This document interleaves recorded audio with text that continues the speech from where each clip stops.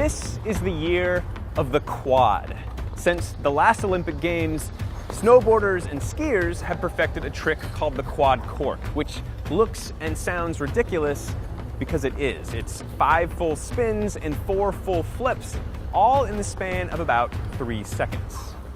But you know who spins a lot faster than that in way less time? Figure skaters.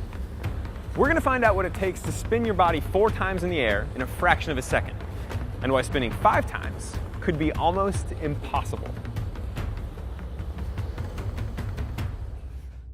3 years ago, British snowboarder Billy Morgan pulled off the world's first quad cork. Morgan will be at the Olympics, as will Andre Rigetli, who last year became the first person to do a quad cork on skis. Mind you, these are some of the world's best athletes. Rigetli's crazy parkour workout went viral this fall because it's like a superhuman Rube Goldberg in the gym. But only a few years ago, skiers and snowboarders weren't even sure the quad cork was possible. Which raises an interesting question. Are we at the limit of how much a human can turn and flip through the air? As amazing as the quad cork is, it might not be the limit. One physicist calculated that a boarder could actually complete 6 or more corkscrews. That's because snowboarders and skiers get hang times of close to 3 seconds. That may not sound like much, but it is a lot of time to a figure skater like 16-year-old Din Tran. He's an up-and-coming skater in San Francisco. He took home the silver at Junior Nationals this year. So you're here today to practice quads, right? Yeah. Yeah? Yeah, try. Yeah? Yeah. Emphasis on try? Yeah. But getting that quad down perfect is tough. Din and other skaters don't get a ramp to launch from. They have only their leg muscles to propel them about 1.5 feet off the ice. And then they've got just about 0.6 of a second to rotate and land. It's one really big fast motion, so you jump up in the air and then you kind of pull your arms in and your legs in at the same time. If you've ever seen a skater spin, you've got the idea. They start with their arms extended, and as they pull their arms in, it causes the rotation to speed up. Same thing when they're in the air. That's because of something called the conservation of angular momentum. Angular momentum depends on both the speed of the skater's rotation and the position of the skater's body relative to the axis. That's the center of their rotation. The closer the body parts are to the axis of rotation, the faster they spin. And then, of course, there's the landing. Or you have to open up before you make contact with the ice, which stops the rotation and is a definition of landing.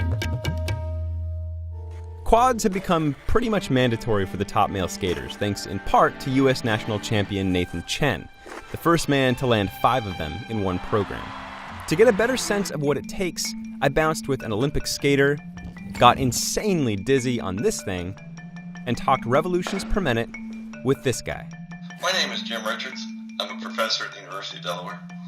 I work with the United States Figure Skating to assist coaches and skaters in performing multiple revolution jumps. Richards is a professor of kinesiology, and he uses motion capture technology to map jumps and help correct slight imbalances that can throw off even elite skaters. We learned a long time ago that most of the skaters jump high enough, and most of them leave the ice with enough angular momentum to complete the jump, but most of them fail in the air.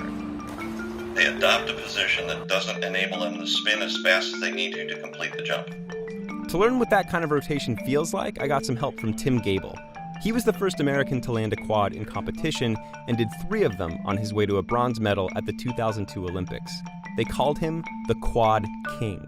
You're actually known as the Quad King, right? I was the Quad King until Nathan Chen came along and unseated me. So what did it take to become the Quad King? I think it took a lack of fear and probably a little stupidity. And some time on the trampoline, which skaters use to practice their jumps. I mean, you get more hang time on a trampoline. You can experiment with the technique and the air position a little bit more with a lot less wear and tear on your body. I'm all about less wear and tear on the body. So just one easy turn. And Gable made it look pretty easy. But for me, totally different story. Tim gave me a lot of pointers on how to engage my core and spin more efficiently. Right arm is out. Right arm's out. Core is engaged. And... All right. Well done, my friend. 3 to go. I asked him to time me while I went for my magnificent spin and a half. And 1.08. Well, you get enough hang time to successfully complete a quad. I get so enough hang time to That's successfully... impressive. Even after dozens of jumps, I never made it to even 2 Nice. revolutions, much less 4. One of the reasons to train on a trampoline is that ice skating, for all its grace, is a brutal sport. Researchers at Brigham Young University actually attach sensors to skates to record the impact forces of landing big jumps. From the data that we've collected with the instrumented blade, we found that skaters land with somewhere between 5 to 8 times their body weight.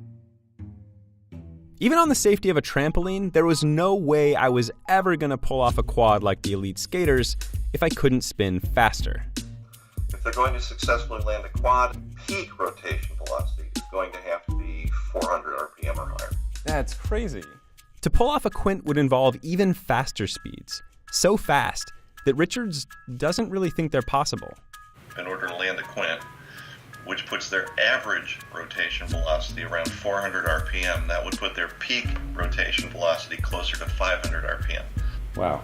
So the highest we've ever actually seen is about 430, 440 in that range. So you remember how pulling your arms in can actually make you spin faster? There's a way to practice that at home. It's with one of these things. It's called a Gold Medal Pro Spin Trainer, and it's basically a human turntable.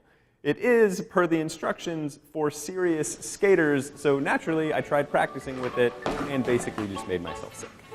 And then I brought it into work for my coworkers to try.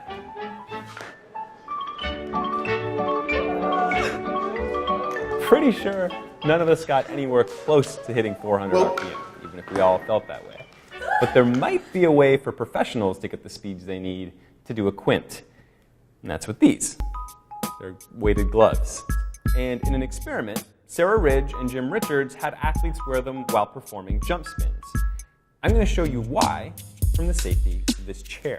So if you have a greater amount of angular momentum because your arms were out wide and because you had extra mass further away from your axis of rotation, once you're in the air and you bring your arms in, that extra mass is that close to your axis of rotation.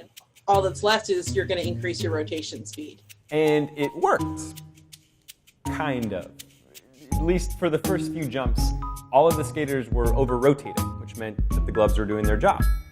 But after a few more jumps, all of the skaters adapted back to spinning the way they did before the gloves. But even if skaters could learn to use the weight to their advantage, there's no guarantee that it would be enough to spin them around 5 times, let alone that it would be legal. So we're probably not going to see a quint anytime soon. And it's not hard to see why. Spinning is absurdly difficult. Even on a trampoline, getting twice the air that the pros get, I could barely do it 1.5 times, and it looked terrible. Spinning, even a little bit, made me feel nauseous, and I never even tried it out on the ice because this place would not let me. So at this year's games, when you see people spinning and they make it look really easy, remember that it really, really is not. In fact, it's right at the edge of what is humanly possible.